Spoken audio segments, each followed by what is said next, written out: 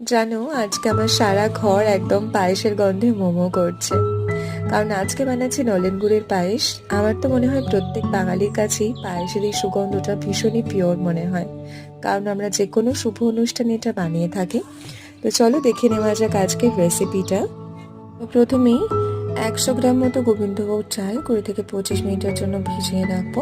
তারপর জলটা ঝরিয়ে নিয়ে 1 টেবিল চামচ ঘি দিয়ে ভালো করে এটাকে মেখে রাখবো।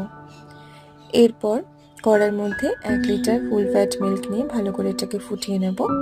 ফোটানো হয়ে গেলে তেজপাতা এবং গুঁড়ো দুধ দিয়ে ভালো করে ফোটাতে থাকবো। এরপর এর মধ্যে আমি চালটা দিয়ে দেবো এবং নাড়তে থাকবো।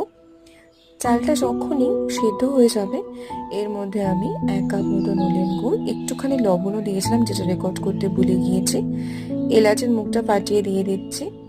এরপর ঘিয়ে ভাজা কাজু কিশমিশ দিয়ে একটু নেড়ে চেড়ে ঘন হয়ে আসলেই নামিয়ে নিলেই পায়েস আমাদের রেডি।